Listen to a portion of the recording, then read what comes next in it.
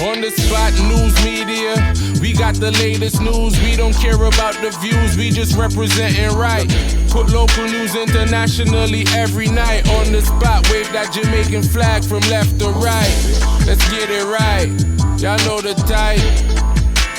We ain't dealing with the hype, we make it take flight. Yeah man, my viewers and subscribers, what one a blessed and wonderful Tuesday morning to each and every person out there tuning into On The Spot News Media. Now my peeps, I don't know how we do it over on this side each and every morning. We have to give thanks and praise to the Most High Creator for the preservation of life, because life is indeed the greatest. So in the morning, my peeps, I have a few stories to share with you, the regular members of Chan Public and also members of the diaspora. So please like the video, share the video, watch the entire vlog so you can get a full understanding and a better appreciation of everything we are going in Jamaica. So watch this now, my peeps. We're going to kick it off with some updates coming out of the troubled, war-torn, crime-riddled Kingston Western Police Division, where just a few days ago, I made mention of a fatal knockings and clappings that took place in the Arnett Gardens community of Havana on Saturday night. Now, the man that lost his life has since been identified as this man presently on your screen, 30 years old, Sanjay Allen, but more popularly known in the streets as Akibod, or some people call him Pumpy. The term Akibod came from the fact that he's a man that plies akis for sale. Him go around and pick aki from all boat and just put out a little small makeshift stall and just sell him aki for a living. Now in that vlog, I also made mention of the two Knockist and Clappis that carried out that particular hit. Now this morning, residents in the section of Arnett Gardens known as Havana are on edge, and two persons get caught up, as I stated in that previous vlog, but Sanjay Allen end up lose 3 pints. It is said that they were among a group of people playing some dominoes on a street corner in the community shortly after 8 p.m. when they were pounced upon by armed criminal elements who opened gunfire at them. On Sunday, police military teams were seen patrolling the community as they sought to assure the residents that they have the situation under control.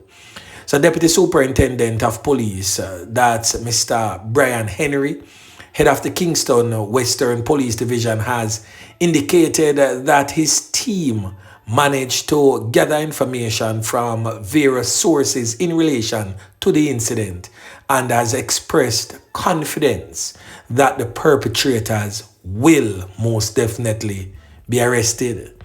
So Henry noted that Havana and other sections of the division have been experiencing relative peace since the start of 2025 and stated that the police are working assiduously to ensure the residents are able to exist in a peaceful society. So in my previous vlog where I spoke about this particular fatal knockings and clappings, I also mentioned the criminal mastermind that was behind the twins, Odin and Odane, going to take the life of Akibod. We are talking about this criminal element present on your screen identified as Bob. He is the mastermind behind that particular fatal knockings and clappings.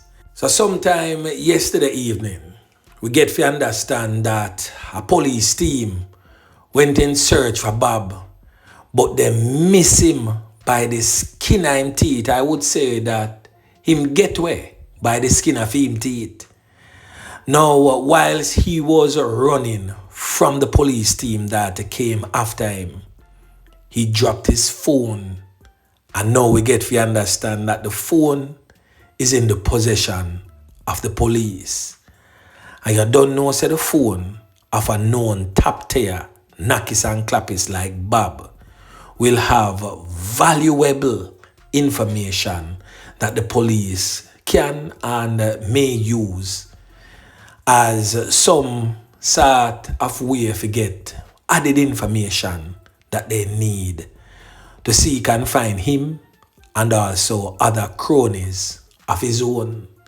So right now, my peeps, the Kingston Western Police Division, the area of Arnett Gardens known as Havana and Tap Jungle, is presently tense. Yeah, man. Now, the next thing that we are going to talk about, my peeps, is the security minister, that's Dr. Horace Chang, says that the reduction in fatalities in Jamaica by the hands of criminal elements is doing well for us as a country in terms of the international advisories issued against Jamaica by the United States of America. So the national security minister was basically speaking at a formal opening of the Frome police station in Westmoreland on Friday. So he had this to say. Listen. When these numbers go down, I can talk to the US government about a better travel advisory. Travel advisory hurt us. So it's not just that I'm here speaking as a minister and as the General Secretary of the party that I say, yes, security is crucial and I want to commend the police for the sake of commending them and get their support. No, success in public safety and good order is a foundation and pillar for building your country. And a simple fact of that, we keep the numbers right, I have a point to argue with those who write these travel advisories. And travel advisory affect tourism. So all aspects of the work of security, not only protecting Jamaican physically, but protecting our economy, our community, and the quality of life that we seek to achieve. So I made mention of this particular post, not necessarily because of what the minister had to say, because we all know, say, the minister can't speak to anybody at all, Uncle Sam, or should I say Uncle Donald, because him can't even travel to representing country in the United States of America, much less if you have conversations with them. The most he can do is advise the Prime Minister or his advisor or the junior minister to make mention of certain aspects of our national security to them. But I said all of that to say this. Now to Indicom and JFJ. Have you noticed that since we have seen an increase in police fatal knockings and clappings of these old dirty corner boy, we have seen drastic reductions in our country's murder rate? Right across the length and breadth of Jamaica is seeing drastic reductions. So this just goes to show you, my peeps, that over the years, are the same set of criminal elements them commit the majority of crimes. And now that they are being taken out one way or the other, whether justly or unjustly, they are being removed from our nation streets, whether it be by the means of walkout or chalkout. It has left a serious positive mark on our country's murder and crime problem. Yeah, man. So an increase in police fatal knockings and clappings, my peeps, simply equals to a reduction in all major crimes in our dearly beloved island home, Jamaica. Yeah, man. Now over there in the Kingston Central Police Division, yesterday, Monday, March 17th, sometime around 10:30 p.m., along Upper King Street in the vicinity of the Kingston High School, a man identified as 47-year-old Leon Price, said to be a taxi driver of Studley Park Road in the Kingston Western Police Division, was conned up and his life taken. Now, our next man, a 27-year-old, will come from Shooters Hill in a 7 miles Bull Bay, was also conned up and seriously injured by a passenger in that said taxi. Now, information received by On The Spot News Media is that the police were on patrol in that particular area when they received information of a knockings and clappings along Upper King Street.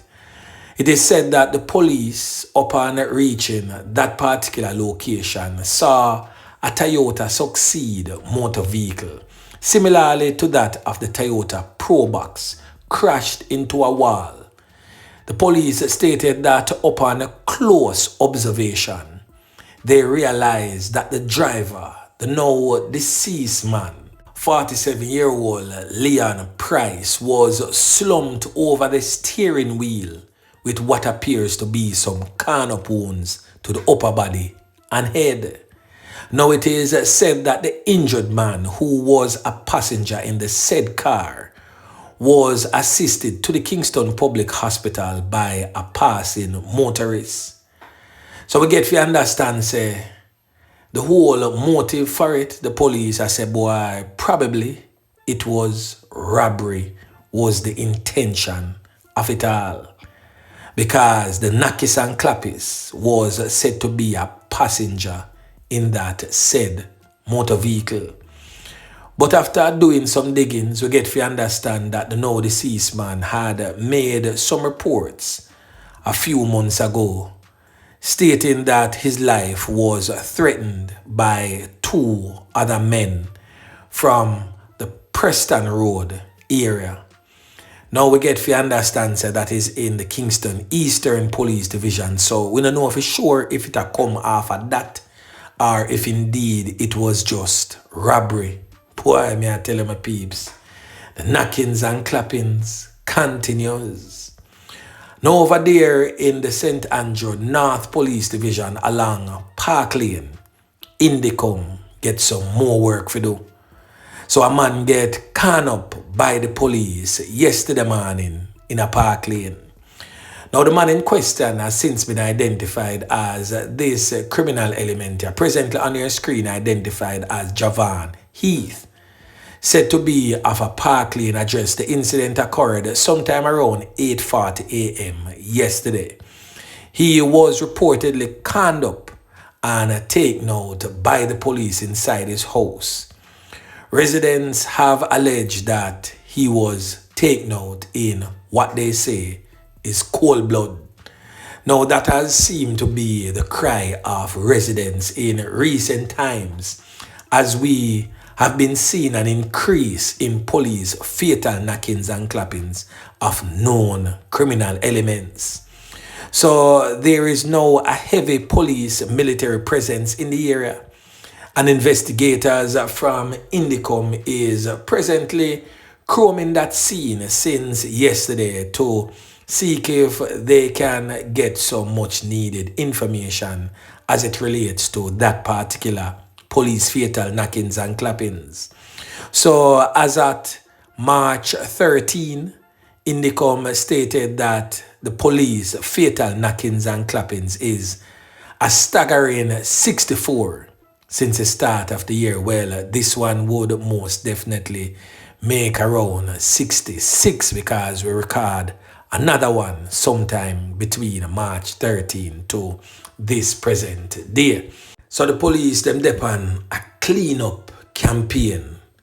Once you is a top knockist and clappist and your name, call, walk out or chalk out, and especially chalk out will most definitely be the order of the day. So in today's day and age is not the best of time for you to be any form of done or wanting to be a top knockist and clappist where your name a call, because the police and the military are adamant to take back our country from the hands of criminals. And I, for one, stand in support of our country's national security forces. Now over there in the troubled, war-torn, crime-riddled St. Catherine North Police Division on Sunday, the police seized several rounds of ammunition in Spanish Town. So head of the St. Catherine North Police Division, that's Senior Superintendent of Police, Hopton Nicholson, says that he's determined to establish order in the old capital. So we're going to hear from the senior soup in charge of the St. Catherine North Police Division as he weighs in on this latest seizure. Now listen. Multiple joint military operational activities were conducted in communities in and around the Spanish Town area. Now, during one of these operations in the St. John's Heights area, one illegal firearm loaded with 12 rounds of ammunition was seized. One man who is of a Clarendon address was arrested for this seizure. Other operations were also conducted in the McVickers Lane area that is located off Old Harbour Road, where 5.380 cartridges and 5 12-gauge cartridges were recovered in a full coupe. No arrest was made for these recoveries. A man who is wanted by the Counter-Terrorism and Organized Crime Unit of the JCF for being a member of a criminal organization was also apprehended during one of the operations conducted in the Lime Tree community. Now, the St. Catherine North Police will continue to conduct operations of this nature with the aim of denying criminals the opportunities to commit crime and to make communities safer. And still in the St. Catherine North Police Division, a travel agent has been arrested and charged by the Spanish Town Police for defrauding the Spanish Town marching band in a visa application fraud. So charged with fraudulent conversion is this little Krasmite presently on your screen identified as 35-year-old Tiffany Biggs. So according to the police on November 13th, 2024, Biggs was given monies to process visa applications for over 50 members of the Spanish Town-based marching band. She was reportedly paid $37,000 per applicant, amounting to a total of $1,850,000 Jamaican dollars. However, only 1.5 million was exchanged between the parties. The visa application process was completed for 44 members, leaving 6 applicants outstanding. Several requests were made for Biggs to refund the payments for the 6 unprocessed applications, which totaled 222,000 Jamaican dollars. When the funds were not returned, a report was made to the police, an investigation was launched, and Biggs was arrested and subsequently charged with fraud. She is scheduled to appear in the St. Catherine Parish Court on Tuesday, March 18th to answer to the charges preferred against her. So right there and then, another decent spot of work again by the squaddy them. Yeah, man. So stay tuned to On The Spot News Media as we continue to give you updates and more insights on everything that is happening yard and abroad. Stay tuned. We will be giving you another news broadcast before the end of today. Yeah, man. So anyway, remember to like, share, subscribe to the channel. Stay tuned to On The Spot News Media as I continue to bring you fresh news and updates in subsequent newscast. On The Spot News Media. Yeah, man.